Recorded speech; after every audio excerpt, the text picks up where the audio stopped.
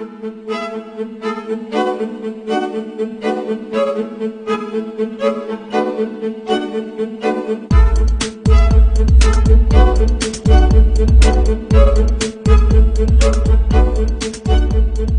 me tell you about Codex Alimentarius. Let me define it for you. Let me help you understand the enemy. And let me assure you that absolutely nothing that I'm going to tell you is exaggerated, is interpolated, or is imagined. Everything I'm going to tell you is documented. And a great deal of it is documented on my website, which is www.healthfreedomusa, one word, healthfreedomusa.org. Let me back up and tell you that I've been watching Codex come toward us for about the last decade.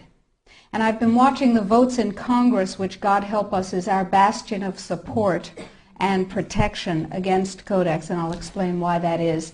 I've been watching the votes to protect our health freedom dwindle until finally in the 109th Congress, without a good deal of activity, we didn't have the votes to protect us.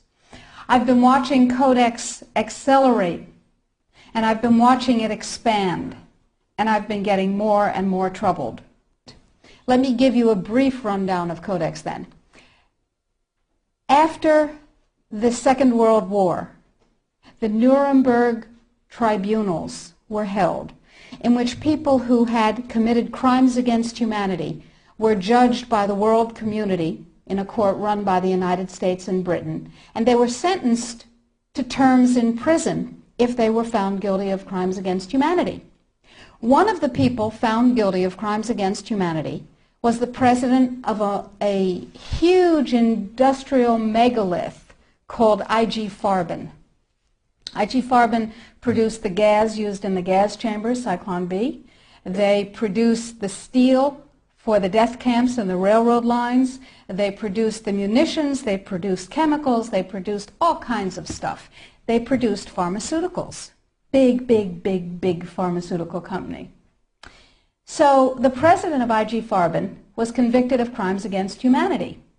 Now, he's a sort of artistic fellow and creative. He was the one who was responsible for the slogan that people saw as they entered Auschwitz, usually for the last time. Arbeit macht frei. Work brings freedom. Creative sort of fellow. So he was sitting in jail and he said, well, that didn't work. What else can we do? I've got it. Food. He who controls food controls the world. So when he got out of jail, he went to his UN buddies and he said, have I got an idea for you? If we take over food worldwide, we have power worldwide. And his UN buddies said, cool idea. And so they created a trade commission. That's a very important pair of words, a trade commission called the Codex Alimentarius Commission. It is not a public health commission. It is not a consumer protection commission. It is a trade commission. Trade is about what? Money. Business. Trade is about profit. Well, they said in 1962, we're going to work toward total global implementation of Codex Alimentarius on December 31st, 2009. Long term. And they set up a bunch of committees, committees on fish and fishery, fats and oil, fruits and vegetables, ground nuts, nutrition and foods for special dietary uses, and so on. There are currently about 27 Codex committee. There are regional organizations. There are task forces and so on. So it's a huge bureaucratic monstrosity. It's immense. Codex has promulgated well over 4,000 guidelines, standards, and regulations on everything which can legally be put into your mouth, with the exception of pharmaceuticals. They are not part of Codex. Important. Now, Codex standards have no legal weight whatsoever. Zero. So who cares about them? They're just standards. So we're talking about an industry-dominated, regulation-setting organization, but if it has no legal standing, who cares, right? Here's the history of Codex Alimentarius before 1962. The Austro-Hungarian Empire said, we need rules by which the courts can rule on cases involving food. So we'll have regulations and rules that the courts will enforce. That's how they get their weight. That was called the Codex Alimentarius, and it was put into place around 1893 and lasted until the end of the Austro-Hungarian Empire, the First World War. So the idea was there in the Germanic tradition. We need rules, lots of rules, lots and lots of rules. We need a lot of rules.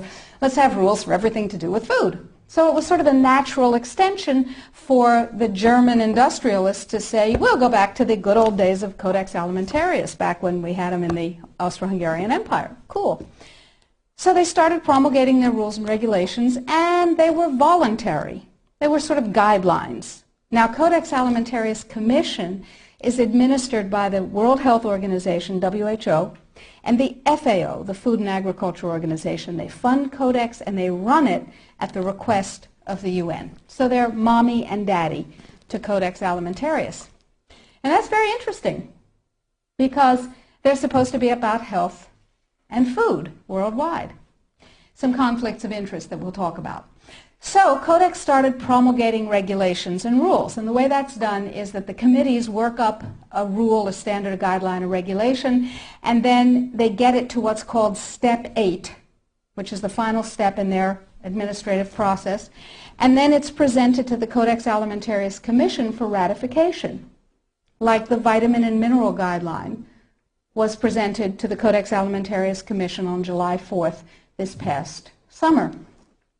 It was ratified, it was approved by consensus, and it is now, despite the propaganda that you're going to hear, if you ever hear about it in the media, it is now mandatory upon any member country of the WTO, the World Trade Organization. Well, what in the world do they have to do with it? And the answer is everything. The World Trade Organization, you see, accepted Codex when the World Trade Organization was formed in 1994. Okay? They said, well, how are we going to decide trade disputes around food